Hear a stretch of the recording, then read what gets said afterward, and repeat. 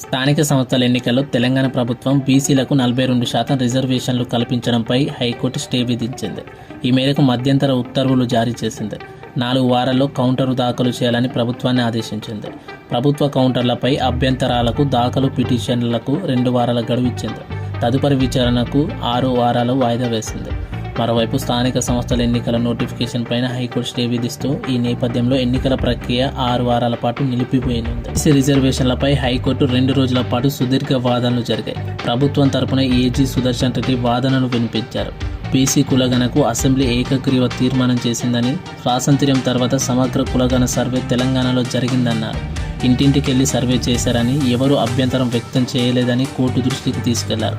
రాష్ట్రంలో బీసీ జనాభా 57.6% ఉన్నట్లు తేలిందన్న ఆయన 42% రిజర్వేషన్లకు ఇవ్వాలని ప్రభుత్వాన్ని ఏకగ్రీవంగా నిర్ణయించినట్లు కోర్టుకు వివరించారు. బీసీలో రాజకీయ వెనుకబాటుతనం ఉందని గుర్తించి అసెంబ్లీ తీర్మానం చేసిందన్నారు. మరో న్యాయవాది రవివర్మ తన వాదనలు వినిపిస్తూ రాజ్యాంగంలో రిజర్వేషన్లపై ఎక్కడ 50% సీలింగ్ లేదన్నారు. ఎస్సీ, ఎస్టీ, బీసీలకు కలిపి 85% జనాభా ఉన్నారని, 85% జనాభాకు 42% కలిపి 67% రిజర్వేషన్లు ఇస్తున్నామని వివరించారు. 15% జనాభాకు 33% ఓపెన్గా ఉందన్నారు. వాదనలు విన్న ధర్మస్థానం స్థానిక సంస్థల ఎన్నికల్లో రిజర్వేషన్లపై స్టే విధిస్తూ మధ్యంతర ఉత్తర్వులు జారీ చేసింది. బీసీ రిజర్వేషన్ల జీవోను స్థానిక ఎన్నికల నోటిఫికేషన్ అమలును నిలిపివేస్తూ గురువారం మధ్యంతర ఉత్తర్వులు జారీ చేసింది.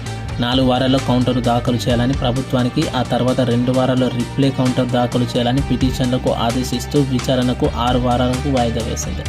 దీనిపై దాఖలైన అన్ని ఇంప్లీడ్ పిటిషన్లకు అనుమతించింది. స్టేకు సంబంధించి పూర్తి కారణాలతో సమగ్ర ఉత్తర్వులు ప్రతిని తర్వాత ఇస్తామని పేర్కొంది. స్థానిక సంస్థల ఎన్నికల్లో బీసీలకు 42% రిజర్వేషన్లు కల్పిస్తూ ప్రభుత్వం జారీ చేసిన జీవో-9 సెప్టెంబర్ 29న రాష్ట్ర ఎన్నికల సంఘం జారీ చేసిన ఎన్నికల షెడ్యూల్ నోటిఫికేషన్కు సవాలు చేస్తూ పలు పిటిషన్లు దాఖలయ్యాయి. వీటిలో రిజర్వేషన్లను సమర్థిస్తూ వ్యతిరేకిస్తూ సుమారు 30కి పైగా ఇంప్లీడ్ పిటిషన్లు దాఖలయ్యాయి. వీటన్నిటిపై ప్రధాన న్యాయమూర్తి justice Aparesh Kumar Singh, justice GM Mohiuddin లాల్తో కూడిన ధర్మస్థానం గురువారం విచారణకు కొనసాగించింది. ప్రభుత్వం తరపున advocate general A Sudarshan Reddy, senior న్యాయవాది రవివర్మ కూడా వాదనలు వినిపించారు. బీసీలకు 42% రిజర్వేషన్లు కల్పిస్తూ రాష్ట్ర ప్రభుత్వం జీవో జారీ చేసింది. అంతకుముందు ఇంటింటి సర్వే కులాల వారీగా శాస్త్రీయంగా సమగ్రంగా నిర్వహించింది. ఇలాంటి సర్వే చేయడం దేశంలోనే మొదటిసారి. ఇప్పుడు కేంద్ర ప్రభుత్వం కూడా కులాల వారీగా సర్వే నిర్వహించాలని నిర్ణయించింది. సమగ్ర కుటుంబ సర్వే నిర్వహణకు అసెంబ్లీలో అన్ని రాజకీయ పార్టీలు ఏకగ్రీవంగా ఆమోదించాయి. ఈ సర్వేలో బీసీ జనాభా 57.6%గా తేలింది. దీనిపై అభ్యంతరాలున్న, సంఖ్యలో తేడా ఉన్న పిటిషన్లు చెప్పాలి. సర్వే పైన, రిజర్వేషన్లపైన ఏ పార్టీ వ్యతిరేకించలేదు. ప్రభుత్వం మార్చి 30న రిజర్వేషన్ల బిల్లును పంపినా గవర్నర్ ఆమోదం తెలపలేదు. రాష్ట్రంలో గ్రామీణ స్థానిక సంస్థల ఎన్నికల నిర్వహణకు గత నెల 29న జారీ చేసిన నోటిఫికేషన్లను తక్షణమే నిలిపివేస్తున్నట్లు రాష్ట్ర ఎన్నికల సంఘం ప్రకటించింది. తదుపరి నోటిఫికేషన్ వచ్చే వరకు ఎన్నికల ప్రక్రియ నిలిపివేస్తామని గురువారం రాత్రి ఉత్తర్వులు జారీ చేసింది. రాష్ట్ర హైకోర్టు జారీ చేసిన మధ్యంతర ఉత్తర్వుల మేరకు ఈ నిర్ణయం తీసుకున్నట్లు తెలిపింది. జెడ్పీటీసీ, ఎంపీటీసీ, సర్పంచ్, వార్డు సభ్యులు ఎన్నికల నిర్వహణ, ప్రవర్తన నియమాలు సహా ఇతర అన్ని ప్రక్రియలు, చర్యల కోసం సెప్టెంబర్ 29న ఉదయం నోటిఫికేషన్ ఇచ్చామని, హైకోర్టు ఉత్తర్వుల మేరకు వాటన్నిటిని నిలిపివేస్తున్నామని పేర్కొంది. దీనికి అనుగుణంగా నామినేషన్ల స్వీకరణ ప్రక్రియ, ఎన్నికల ప్రవర్తన నియమాల కోడ్ కూడా అమల్లో సైతం నిలిపివేశామని స్పష్టం చేస్తుంది. గతంలో నిర్ణయించిన షెడ్యూల్ మేరకు రాష్ట్ర ఎన్నికల కుల సంఘం ఆదేశాలతో అన్ని జిల్లాల్లో రిటర్నింగ్ అధికారులు ఎంపీటీసీ, జెడ్పీటీ స్థానాల మొదటి దశ ఎన్నికల కోసం గురువారం ఉదయం 10 గంటలకు నోటిఫికేషన్లు జారీ చేశారు. దీనికి అనుగుణంగా 2963 ఎంపీటీసీలు, 292 జెడ్పీటీసీ స్థానాలకు నామినేషన్ల స్వీకరణ ప్రక్రియ కూడా మొదలైంది.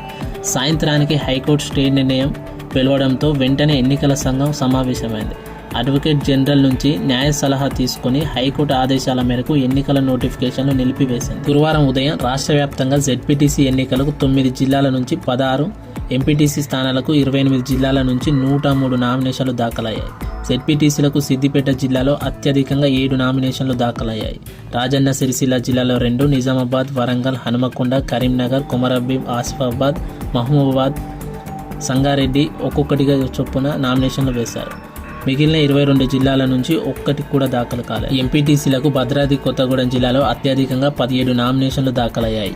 యాదాద్రి భువనగిరి జిల్లాలో 11, కుమరంభీం ఆసిఫాబాద్లో 9, నిజామాబాద్ రంగారెడ్డిలో 8, ఖమ్మం నారాయణపేట నిర్మల్ మైబాద్ 5, నాగర్ కర్నూల్ సిద్దిపేట వనపర్తిలో 3, వరంగల్ జగిత్యాల కామారెడ్డి కరీంనగర్ నల్గొండలో 2 నామినేషన్లు దాఖలయ్యాయి.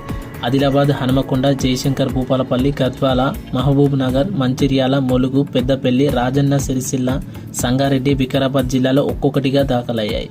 మెదక్ జనగామ సూర్యాపేట జిల్లాలో ఒక్కరు వేయలేదు. ఎన్నికల ప్రక్రియ మళ్లీ మొదలైనప్పుడు ఈ నామినేషన్లు చెల్లుబాటు అవుతాయని ఎలక్షన్ కమిషన్ చెప్పింది. ఒకవేళ రిజర్వేషన్లు మారితే ఆ అభ్యర్థుల డిపాజిట్ రుసుమును వాపస్ ఇస్తామని అధికారులు తెలిపారు. ఎన్నికల ప్రక్రియ మళ్లీ మొదలైనప్పుడు ఈ నామినేషన్లు చెల్లుబాటు అవుతాయని చెప్పింది. ఒకవేళ రిజర్వేషన్లు మారితే ఆ అభ్యర్థుల డిపాజిట్ రుసుమును వాపస్ ఇస్తామని అధికార వర్గాలు తెలిపాయి.